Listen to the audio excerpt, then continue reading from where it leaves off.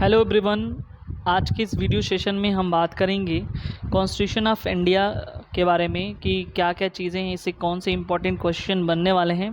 क्योंकि अभी हाल फिलहाल में हमारे सामने जो है 23 को आरजीएस यानी कि राजस्थान जुडिशियल सर्विस का पेपर है, तो वहाँ भी जो है कॉन्स्टिट्यूशन जो है काफ़ी इंपॉर्टेंट रोल प्ले कर रहा है। तो उसके पर्पज़ से हम देखते हैं। बाकी वैसे तो कॉन्स्टिट्यूशन जिन जिन स्टेट्स में पूछा जा रहा है उन सभी जगहों पे इम्पॉर्टेंट है, ठीक है। तो चलिए बिना किसी देरी के स्टार्ट करते हैं। तो पहला जो हम चीज़ पढ़ेंगे मतलब इससे रिलेटेड क्वेश्चन हम देखेंगे, प्रीएम्बल से देखेंगे और उससे जो है सिटीजनशिप से देखेंगे, ठीक है। आपको जैसे कि पता होगा कि सिटीजनशिप जो है आर्टिकल 5 से लेके 11 तक है और उसके बाद 1 से लेके 4 तक जो है कुछ बेसिक बातें बताई गई हैं, ठीक है। तो चलिए स्टार्ट करते हैं। सबसे पहला क्वेश्चन मोस्ट इम्पॉर्टेंट है, पहला है इसलिए मोस्ट इम्पॉर्टेंट नहीं, ऑलरेडी मोस्ट इम्पॉर्टेंट है। क्या चीज़ें हैं पहले देखो तो preamble to the constitution of India is its spirit and back. जो ये कोटेशन है वो किसने कहा था? जस्टिस कृष्णा अय्यर ने कहा था। ये आपको ध्यान में होना चाहिए, ठीक है। तो जल्दी जल्दी हम एक एक करके देखते हैं। उसके बाद क्वेश्चन नंबर 2 यहाँ पे आप देख सकते हो, in the contest of the preamble of the constitution the following statement is not correct. कुछ है यहाँ पे स्टेटमेंट, तो कह रहे हैं कि जो context of the preamble of the constitution है, क्या चीज़ें नीचे जो ऑप्शन है वो कौन सी स्टेटमेंट करेक्ट नहीं है। पहले तो देखो, it can be use remove ambiguities, ये तो सही है। इट वाज डली पास द कॉन्स्टिट्यूंट असेंबली, ये भी सही है। इट कैन अमेंडेड, ये भी सही है। तो it is not part of the constitution, बिल्कुल गलत है। मतलब ये तो जो है कॉन्स्टिट्यूशन का पार्ट होता है प्रीएम्बल। तो यहाँ पे क्वेश्चन देख लो क्या पूछा हुआ है, नॉट करेक्ट। तो करेक्ट कौन नहीं है? ये ऑप्शन नंबर डी है, ठीक है। थोड़ा सा देखो, एग्जामिनर क्या होता है ना, दिमाग के साथ खेलता है, नॉट वाले क्वेश्चन भर भर के देता है, तो इसको ध्यान से देख लो। आजकल नॉट वाले क्वेश्चन, असर्शन रीजन वाले क्वेश्चन पूछे जाते हैं, बच्चे कन्फ्यूज हो जाते हैं, तो इस पॉइंट को आपको ध्यान देना है। क्वेश्चन नंबर 3 देखो, preamble of the constitution declare the India as, तो ये है ऑप्शन नंबर बी हमारे यहाँ से। ये sovereign, socialist, secular, democratic and Republic country है, ठीक है। तो ये कब ये चीज़ें जोड़ी गई थी प्रीएम्बल में? 42nd अमेंडमेंट, ठीक है, 1976 को जोड़ा गया था, ये पता होना चाहिए। और ये जो है इसी को 42nd अमेंडमेंट को मिनी कॉन्स्टिट्यूशन ऑफ इंडिया कहा जाता है, क्योंकि बहुत ज़्यादा चेंजेस हुए थे इस टाइम, ठीक है। चलो हम आगे क्वेश्चन देखते हैं। क्वेश्चन नंबर 3 हो गया है, क्वेश्चन नंबर 4 देख लेते हैं। Which of the following correct about the preamble to the constitution of India. तो यहाँ पे है 4 option. It was the adopted after adoption of operative articles of the constitution. It envisages that all citizens have fundamental right. It seeks to secure good livelihood to all. It not part of the constitution. तो यहाँ पे पहले सोचो क्या लिखा, which of the following correct about the preamble to the constitution of India। तो यहाँ पे ऑप्शन नंबर हमारे एक सही है। It was adopted after adoption of operative articles of the constitution, ठीक है। ये चीज़ यहाँ बताया गया है। क्वेश्चन नंबर 5 देख लो। यहाँ पे जैसे देखो, जो इम्पोर्टेंट है ऑलरेडी मैं वो वाला क्वेश्चन आपको मार्क करा दूंगा, बता दूंगा कौन सा इंपॉर्टेंट है। जैसे कि यहाँ पे कोटेशन इंपॉर्टेंट था, यहाँ मैंने बता दिया। सॉवरेन सोशलिस्ट वाला इंपॉर्टेंट है। चलो 5वां नंबर देखते हैं। The preamble to the constitution of India proclaims to establish, क्या इस्टेब्लिश करता है, प्रोक्लेम करता है, क्या उद्घोषणा करता है स्थापित करने के लिए। देखो फिर से दोबारा ये क्वेश्चन पूछ दिया। यूपी लोअर 2008 में ये sovereign socialist secular democratic Republic होना चाहिए। तो इस चीज़ को आप ध्यान दो, पता चल जाएगा कौन से इंपॉर्टेंट है, ठीक है। Match of the following question, देखो ये इंपॉर्टेंट है भाई, कि यहाँ पे लिस्ट 1 दिया, लिस्ट 2 दिया हुआ है। रिपब्लिक, सेकुलर, डेमोक्रेसी ये दिया हुआ है। अब ये बता रही सेकेंड में, head of state is not hereditary monarchy, ठीक है। और उसके बाद state does not recognise any religion as the state of religion, ठीक है। A form of government which get authority from the will of people. अब देखो यहाँ पे क्या है, पहली बात तो देखो रिपब्लिक जो चीज़ है ना, यानी कि गणतंत्र की बात करता है, तो वहाँ पे कब होगा? तो ये अथॉरिटी, ये जो है फॉर्म, जो भी गवर्नमेंट होगा वहाँ के लोगों के द्वारा बनाया जाएगा ना। तो ये कह रहा है कि a form of government which gets its authority from the will of the people, तो जो लोगों की इच्छा है उसके द्वारा जो बनेगा वो रिपब्लिक होगा। डेमोक्रेसी की बात करते हैं तो कह रहे head of state is not the heredity monarchy. तो डेमोक्रेसी में ऐसा थोड़ी ना होता है कि मोनार्क की व्यवस्था होती है, ठीक है। तो ये हो गया, सी का 1 हो गया, सेकुलर का ये 2 हो गया, यानी कि A3 हो जाएगा। उसके बाद जो है B2 हो जाएगा, ठीक है। उसके बाद C1 हो जाएगा, ठीक है। तो ये ऑप्शन नंबर यहाँ पे डी सही है। देखते चलो साथ साथ में। उसके बाद यहाँ पे हम देखते हैं क्वेश्चन नंबर 7। क्वेश्चन नंबर 7 है इंडिकेट द करेक्ट आंसर। इसमें 4 ऑप्शन है, कौन सा करेक्ट है यहाँ पे। तो ऑप्शन नंबर डी यहाँ पे सही है, has no relation with the constitution, ठीक है। अब यहाँ पे ये वाला सही है, ये वाला तो गलत है ना। ये देखो, is not the part of the constitution, preamble constitution का पार्ट नहीं ये बोल रहा है, ये तो गलत है भाई। प्रीएम्बल कॉन्स्टिट्यूशन का पार्ट होता है। Preamble is the part of constitution but not the operative part of the constitution. ये ऑप्शन सही है हमारा, ऑप्शन नंबर बी सही है, ठीक है। अब देखो यहाँ पे क्वेश्चन नंबर 8, ये इम्पोर्टेंट है। इन री वेरुबारी वाला केस आप सबको याद होगा। Exchange enclaves the supreme court of India held that, क्या है इसमें, बस ये याद रखना। इन री वेरुबारी के केस में बताया गया था preamble is not a part of the constitution, ठीक है। फिर आगे चल करके यहाँ पे देखो क्वेश्चन नंबर 9 में Keshavananda Bharati versus state of Kerala में बताया गया कि ये इसका पार्ट है, preamble is the part of the constitution, ठीक है। तो ये भी याद रखना, यहाँ पे दोनों साथ साथ चलना है। क्वेश्चन नंबर 9 भी पूछा गया है। क्वेश्चन नंबर 10 देख लेते हैं, ठीक है। तो कह रहा है कि इसमें कौन सा गलत है, तो ऑप्शन नंबर डी यहाँ पे हम पहले लगा हुआ है, ठीक है। तो ये तो preamble of the constitution has no importance, it is no more than introduction of the constitution. ये बोला है कि कौन सा इनकरेक्ट है, यही इनकरेक्ट है, बाकी जो तीनों हैं वो करेक्ट हैं, ठीक है। चलो क्वेश्चन नंबर 11 की तरफ हम चलते हैं। इन द केस आप, ये भी इम्पोर्टेंट है, देखो ऑलरेडी मैं मार्क करके रखा हूँ। Golaknath versus state of Punjab में क्या कहा गया था, कह रहा है कि preamble contains in a nutshell an idea and aspirations who was the जज। ये बताया गया था कि जिन्होंने ये टर्म बोला था वो हैं सुब्बा राव जी, ठीक है। Preamble is the part of the constitution, this observation of the supreme court was held in the case, किस में कहा गया, किस केस में कि प्रीएम्बल जो है कॉन्स्टिट्यूशन का पार्ट है। तो अभी मैंने जस्ट इसके पहले भी डिस्कस किया था, वो केशवानंद भारती के वर्सेस स्टेट ऑफ केरला, जिसमें इन रिवारी में बताया गया था कि वो पार्ट नहीं है कॉन्स्टिट्यूशन का। Sovereign socialist secular democratic Republic, ये कहाँ पे जो है इंट्रोड्यूस किया, देखो अब घुमा के पूछा है ना। इसके पहले भी मैंने डिस्कस किया, मोस्ट इंपॉर्टेंट है 42nd अमेंडमेंट में इसको कहा गया। और इतनी ज़्यादा इसमें संशोधन हुआ, इतनी ज़्यादा अमेंडमेंट हुआ, तो इसीलिए इसको बोलते हैं mini constitution of the India, ठीक है। The preamble of the constitution of India is amended by which of the following. तो कह रहा है कि यहाँ पे कब हुआ था, तो कह रहा है 42nd अमेंडमेंट में। Preamble is amended bye 42nd amendment, ठीक है। ये देखो यहाँ से क्वेश्चन पूछा जा रहा है। 16 की बात कर लेता हूँ। By which amendment the word secular and socialist war include in the preamble 42nd amendment, ठीक है। देखो दोबारा बार बार पूछा जा रहा है, तो देखो एक काम करो, यहाँ पे जैसे ही जब इसको सॉल्व करो तो जो पॉइंट आ रहा है उसको छोड़ दो, जो पॉइंट नहीं आ रहा है, जो क्वेश्चन, उसको वन लाइनर के फॉर्म में नोट कर लो, वही रिवाइज करो, सारा चीज़ सही हो जाएगा। फिर 17 देखते हैं। द वर्ड सोशलिज्म, सेकुलर, ये सब वर्ड कब जोड़ा गया था, तो 42nd अमेंडमेंट में ये जोड़ा गया था।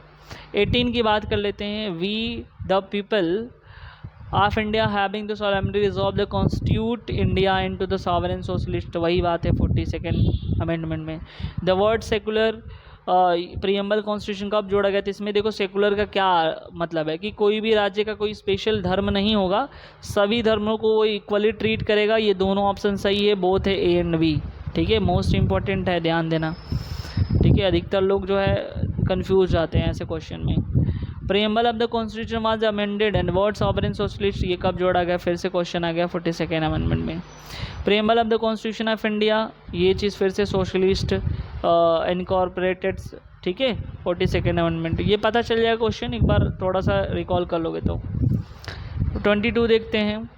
Indian constitution was adopted and enacted by the constitution, कब अडॉप्ट किया गया, कब इनेक्ट किया गया था, तो ये आपको याद रहना चाहिए, सबको पता है। 26 नवंबर 1949 को जो है ये हमारा भारत का संविधान जो है बन करके तैयार हो गया था, ठीक है। अब ये कब फ्रेमिंग किया गया, तो यही फिर 26 जनवरी 1949। कब इनेक्ट किया गया, तो सब बात एक ही, 26 नवंबर 1949। ठीक है, ये सारे क्वेश्चन देखो यूपी पीसीएस 2000 में पूछा गया है कि कब फाइनलाइज्ड कॉन्स्टिट्यूएंट असेंबली के द्वारा वो हो गया, तो 26 नवंबर 1949 को। चेयरमैन कौन था कॉन्स्टिट्यूएंट असेंबली का, डॉक्टर राजेंद्र प्रसाद थे, आपको याद होना चाहिए। फिर 27 में देखते हैं, the constitution of India frame the constituent assembly finally adopted 26 November 1949 को अडॉप्ट हुआ था। ये यूपी लोअर और 1998 यूपी पीसीएस 2002 में पूछा गया है। On which of the one of the following dates the constitution India is adopted finalise the constituent assembly 26 November 1949। 29 देखते हैं, who among the following sovereign India, तो कौन संप्रभु है, कौन सॉवरेन है, we the people of India. ठीक है, ये सबको पता होना चाहिए। देखो यहाँ पे पूछा हुआ UP PCS 2000, MPAPP assistant public prosecutor 2010 में पूछा गया है, ध्यान से देखो। ठीक है, वही घुमा घुमा के पूछेगा। चलो क्वेश्चन नंबर 30 देखते हैं, constituent proclaim the ourself and sovereign republic and who does the sovereign vest, कहाँ पे, किस में निहित होगा, वेस्ट होगा पीपल ऑफ इंडिया में। कौन डेडिकेटेड है कॉन्स्टिट्यूशन, पीपल ऑफ इंडिया। ध्यान से देखो, ये घुमा घुमा के पूछ रहा है। In which of one of the following case Supreme Court observe the preamble of the constitution contain the basic structure of the constitution, basic structure के principle, Kesavananda Bharati versus state of Kerala.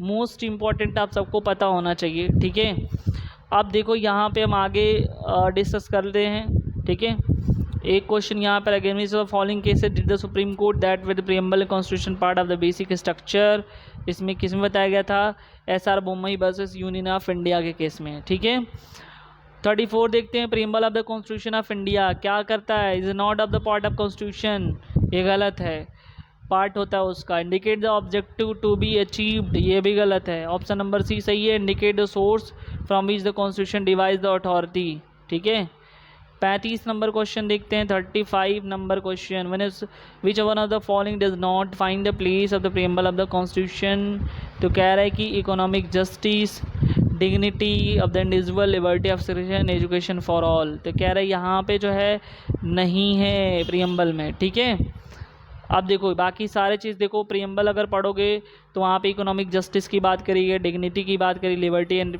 Speech and expression की बात करी, लेकिन education for all की बात नहीं की गई है, इस बात को ध्यान दो।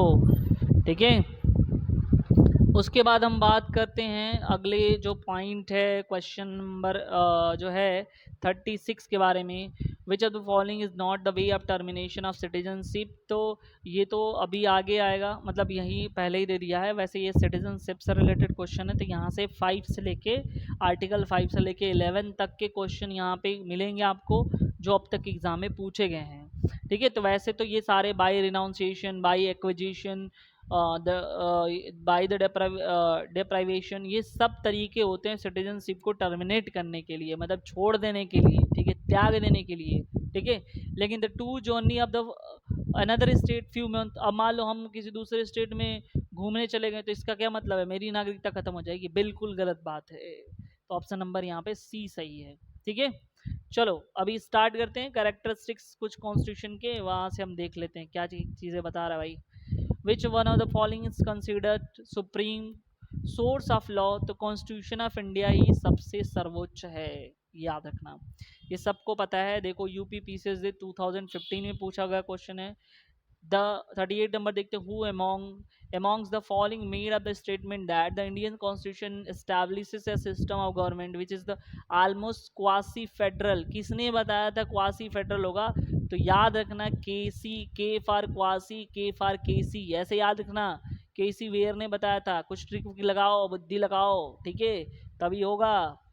39 नंबर क्वेश्चन देखते हैं, देखो आ गया ना एसर्शन रीजन के क्वेश्चन।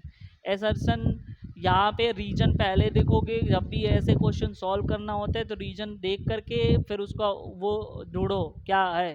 ठीक है, the legislation is not invalid merely because it is incidentally encroaches the in the matters which have been assigned in other legislature. अब ये बता रहा है यहाँ पे असर्शन इसका क्या है, federalism where is the division of power between the centre of the state, बिल्कुल गलत बात है। ठीक है, लेकिन यहाँ पे कह रहा है ये तो सही है, ये सही है, ये भी सही है, लेकिन it is the not clear explanation of R. ठीक है, तो यहाँ पे ऑप्शन नंबर बी सही है, both A and R true, R is not correct explanation of A. 40 number देखते हैं, क्वासी फेडरल किसने बताया? प्रोफेसर केसी वेयर ने, अभी जस्ट बताया। अब उसको उल्टा पूछा, केसी वेयर क्या बताते हैं? क्वासी फेडरल को बताते हैं। बार बार घुमा करके वही पूछेगा, एक बार नोट कर लो, उसके बाद चपत कर लो किनारे। ठीक है, देखो अधिकतर क्वेश्चन रिपीट करते हैं, तो एक बार क्यों नहीं उसको हम अच्छे तरीके से देख लें। Constitution of India federal in the character because, अब कह रहे हैं कि फेडरल करेक्टर है क्योंकि वहाँ पे डिस्ट्रीब्यूशन ऑफ पावर हो जाता है यूनियन और स्टेट्स का, इसके वजह से उसको कहा जाता है। समझे कि नहीं समझे? ठीक है, यहाँ देखो, यहाँ पे ही हो गया। ठीक है, उसके बाद 43 नंबर देखते हैं, the constitution of India federal character because the distribution of power. एक बार देख लो, पावर का डिस्ट्रीब्यूशन होता है, फेडरल है, हटा दो, इतना ज़्यादा पढ़ने की जरूरत नहीं है। Which one of the following not correct about parliamentary form of the government, कौन इसमें पार्लियामेंट्री फॉर्म ऑफ गवर्नमेंट के लिए करेक्ट नहीं है? देखो, the head of the state can dissolve lower house legislature, ये सही है। Executive is the part of the legislature, ये पूछा इसमें कौन सा करेक्ट नहीं है, तो कह रहा है कि all the minister of the member of the lower house, बिल्कुल गलत बात है।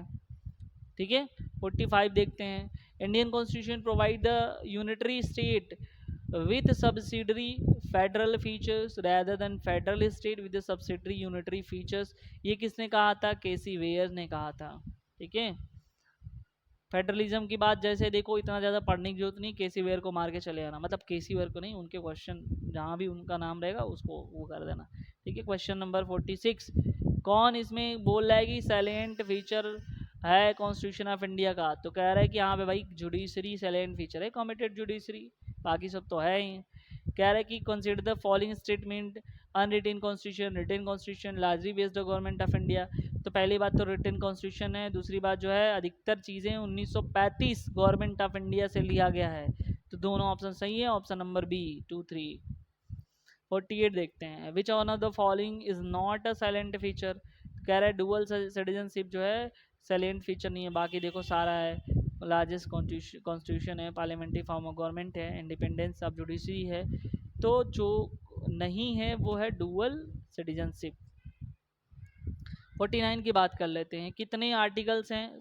तो कह रहे हैं 395 आर्टिकल्स हैं, 395, 8 शेड्यूल हैं। ठीक है, कब? जो मूल संविधान है, ओरिजिनल इंडियन कॉन्स्टिट्यूशन की बात मैं कर रहा हूँ, इस समय तो 12 हैं। ठीक है, 50 की बात कर लेता हूँ, तो विच of the following is not an essential characteristic of federal constitution, presidential form of government नहीं है यहाँ पे, ये याद रखना। The constitution of India partially release और पार्शली फ्लेक्सिबल, ये सबको पता है। ठीक है, तो इसमें गलत नहीं होना चाहिए, यहीं से मेरिट खराब हो जाएगा अगर गलत हो गया तो। ठीक है, who among the following has set the Indian constitution is the federation with the strong centralise tendency, किसने कहा? सर आइवर जेनिंग्स ने कहा। ठीक है, याद रखना, ये जो है सेंट्रलाइजिंग टेंडेंसी स्ट्रांग होता है इससे, जब बंटवारा हो जाता है फेडरलिज्म के केस में। ठीक है, फंडामेंटल राइट्स क्वेश्चन देखते हैं। फंडामेंटल राइट क्या होता है? देखो, सिटीजन के पास कुछ मौलिक अधिकार होते हैं जो जन्मतः प्राप्त होते हैं, कोई भी व्यक्ति मौलिक अधिकारों का हनन करता है, वॉयलेशन करता है, तो हाई कोर्ट में आर्टिकल 226 के तहत हम रिट पिटीशन दायर कर सकते हैं, और सीधे सुप्रीम कोर्ट में आर्टिकल 32 के तहत जो है रिट पिटीशन दायर कर सकते हैं। ठीक है, ये आर्टिकल 12 से लेकर 35 तक जो है फंडामेंटल राइट की बात करता है। मोस्ट इंपॉर्टेंट है, पार्ट नंबर 3 इंडियन कॉन्स्टिट्यूशन में दिया हुआ है। चलो जल्दी से अगला क्वेश्चन देखते हैं। तो यहाँ पे क्वेश्चन नंबर 53, तो ये बोल रहा है कि ये विच of the following is not a state under the article 12 जो है बताता है किसके बारे में? स्टेट्स के बारे में। ठीक है, तो ये कहा गया कौन सा जो जो it is not a state under the article 12 of the constitution, तो ये बताया गया जो है यूपी गन्ना किसान संस्थान। ठीक है, देखो ये सारा चीज़ जो है Delhi stock exchange, cooperative land development bank, UP राज्य कर्मचारी कल्याण निगम, ये सब स्टेट के अंदर आते हैं, लेकिन यूपी गन्ना किसान संस्थान नहीं आता है, तो ये भी याद रखना। ठीक है, सबसे पहले गन्ना जो मिल है देवरिया में है, बनाया गया था उत्तर प्रदेश में। ये सब याद रखना है, इसमें कुछ नहीं पूछेगा। विच one of the following does not fall the with in the meaning of state. अब इसमें पूछ ये घुमा घुमा पर कौन स्टेट है कौन स्टेट नहीं है, तो दो चार तो हैं, याद रख लो ना, जो नहीं वाले याद कर लो, बाकी जो मिलेगा सब ये ही है। तो ब्रिटिश एयरवेज कॉरपोरेशन नहीं है, क्योंकि नहीं वाला ही पूछेगा, उसी में फंसाएगा क्वेश्चन बच्चों को। विच of the following is not, फिर से नॉट पूछा। नेशनल काउंसिल एनसीईआरटी स्टेट नहीं है, बिल्कुल याद रखना। तो अभी एनसीईआरटी हमने देखा, फिर गन्ना वाला देख लिया, फिर उसके बाद कौन देखा, ब्रिटिश एयरवेज कॉरपोरेशन नहीं है। करेक्ट आंसर यहाँ पे बताना है 56 में।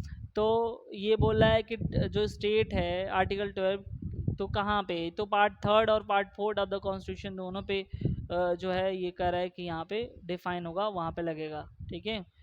उसके बाद विच of one of the following is not covered with the state of article 12, तो कह रहा है कि और डाइसी जो है नहीं है। ठीक है, डाइसी नहीं डाइटी है। Which of the following is include in the concept state under the, कौन है, रेलवे बोर्ड जो है इंक्लूड है। कौन सा इसमें स्टेट नहीं है नेशनल, देखो फिर से पूछा एनसीईआरटी, इंपॉर्टेंट है भाई, एनसीईआरटी स्टेट नहीं है, बिल्कुल आते ही देख के उड़ा देना तोपों से। Article 12 of the constitution, state कौन है, नेशनल बुक ट्रस्ट जो है स्टेट के डेफिनेशन में आएगा, ये भी याद रखना। कौन सा स्टेट यहाँ पे लिखा है state for the following purpose, तो ये इंडियन ऑयल कॉरपोरेशन स्टेट की कैटेगरी में आएगा। ठीक है। Which of the following is not a relevant factor decide where the agency of the instrumentally should be treated state, article 12 किसी में बताया गया, तो प्रॉफिट अर्निंग की बात कर रहा है यहाँ पे। विच one of the following is not include with in the definition of state, कौन सा नहीं है, एनसीईआरटी फिर पूछा, यानी कि इंपॉर्टेंट है। देखो फिर से the term state define the 12 कौन है, life and LIC of India, ये स्टेट्स की कैटेगरी में आता है। इसमें कौन सा बोला है कि डेफिनेशन स्टेट की कैटेगरी में आता है, तो वो है LIC, यहाँ फिर से दे दिया LIC के बारे में। तो LIC एनसीईआरटी नहीं आता है, LIC आता है। ठीक है, ये चीज़ आपको ध्यान रखना चाहिए। उसके बाद यहाँ पे लिखा है कि कौन सा इसमें स्टेट के अंदर आता है, लाइफ इंश्योरेंस, फिर यहाँ पे दिया।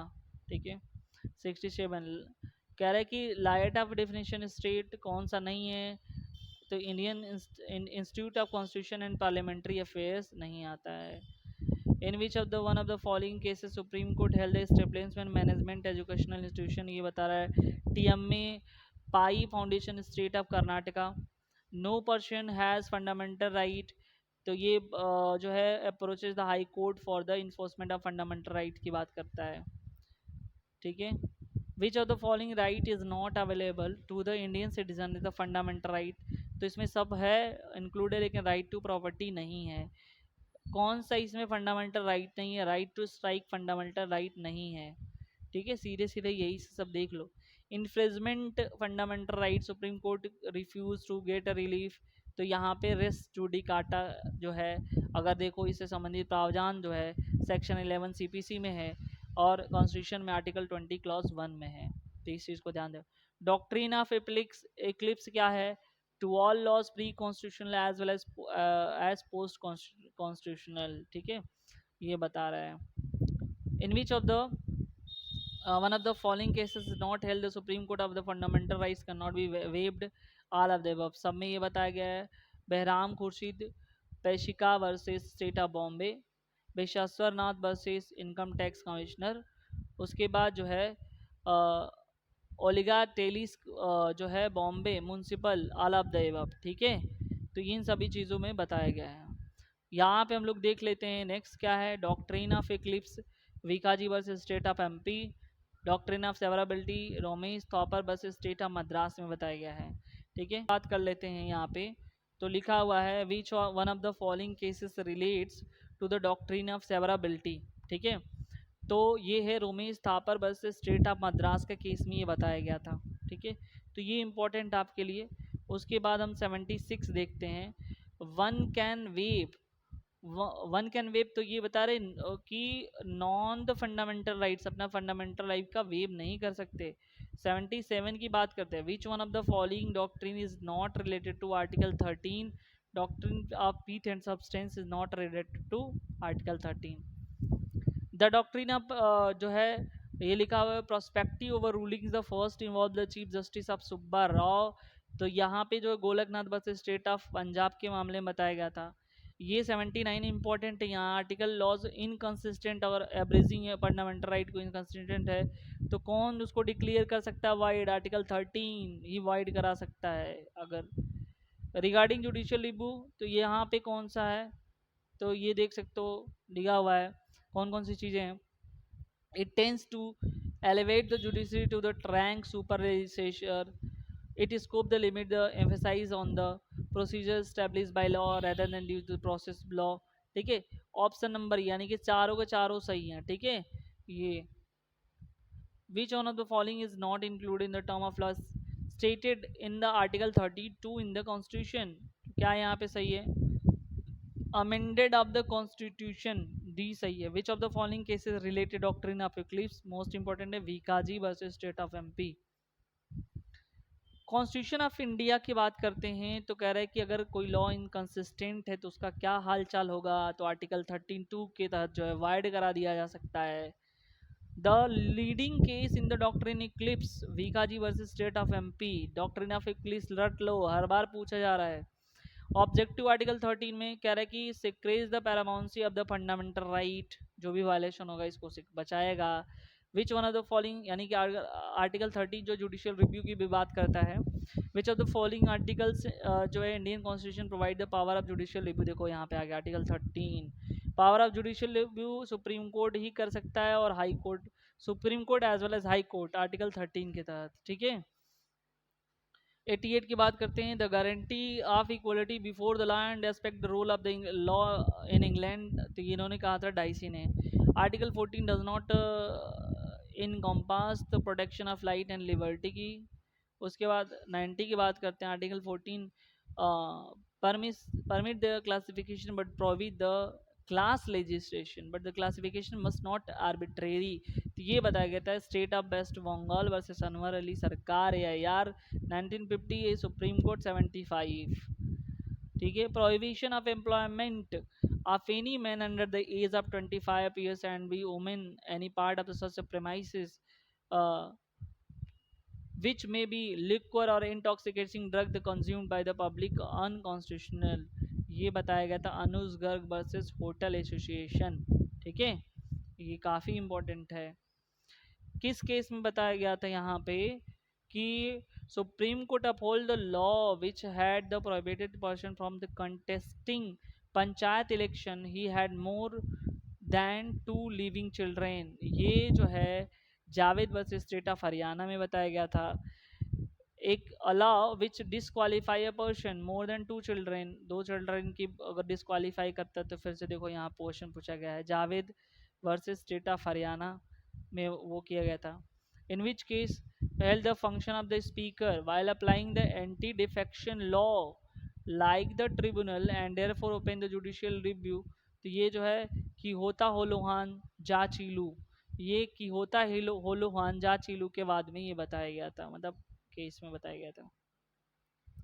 चलो, which of the one of the following fundamental right available for the person? Right to equality सबको है। Equality opportunity matters public employment guarantee करता है ऑल सिटीजन ऑफ इंडिया को। ठीक है, expression equal protection of law article 14 कहाँ से लिया गया था? अमेरिकन कॉन्स्टिट्यूशन से। Discrimination by the law marriageable 20 boy 21 years और गर्ल के लिए 18 ईयर्स। ये कह रहे हैं डज नॉट अफेक्ट। अब ये नहीं कर सकते कि हम आर्टिकल 14 का सहारा लेने की उनका 21 साल है 18 साल मेरा भी है, दोनों का बराबर करो, बिल्कुल गलत जवाब। ठीक है, in which was one of the following cases it has been held prohibition sale of eggs win municipal area Rishikesh not violate the article 19(1)। ये कह रहे किस केस में? ये बताया गया था कि भाई ऋषिकेश जानते हो पवित्र स्थल हरिद्वार ऋषिकेश में, अब वहाँ पे अंडे को बेचना आर्टिकल 19(1) का वायलेशन नहीं करता है। ये बताया गया था Om Prakash versus state of UP के बाद में। ठीक है, इसमें इनकरेक्ट बताना है। बेनिफिट ऑफ आर्टिकल 14 कह रहे हैं कि available against the union of India. ठीक है, याद रखना। Consider the following statement and identify the answer using the code of given value. Statement दिया हुआ है the principle of equality before the law and equal protection of law means the equal most of treated equally. ठीक है, all person not equal by the nature attainment for the circumstances, ठीक है, दोनों के दोनों जो है कह रहे करेक्ट है, ठीक है, और ट्रू स्टेटमेंट है एक्सप्लेनेशन का। The right of equality prevent the state from, तो ये कह रहा है कि गिवन रिजर्वेशन पब्लिक एम्प्लॉयमेंट यहाँ पे प्रिजर्व करता है, ठीक है। तो टोटल हमने 102 क्वेश्चन डिस्कस किया है, कॉन्स्टिट्यूशन के पहला पार्ट है, उन सभी स्टूडेंट्स के लिए इम्पोर्टेंट है जो एग्ज़ाम देने के लिए जो 23 को जाएंगे, बाकी जो भी स्टेट जुडिशरी एग्ज़ाम देंगे जिसमें कॉन्स्टिट्यूशन सिलेबस में है उन सब के लिए इम्पोर्टेंट है। चैनल में नए व्यूज़ हो तो सब्सक्राइब ज़रूर कर लो, बेल आइकन दबा दो भाई, आपके लिए वीडियोस बन रहा है, ठीक है। दोस्तों में शेयर करना ना भूलो, ठीक है। मिलते हैं नेक्स्ट वीडियो में, अगले जो भी क्वेश्चन होंगे ना इसके आगे वाली सीरीज़ का उसको, ठीक है। कमेंट सेक्शन में बताओ अगर और भी जो माइनर हैं उनके एमसीक्यू चाहिए या सीपीसी सीआरपीसी के एमसीक्यू चाहिए तो, ठीक है। Thank you so much.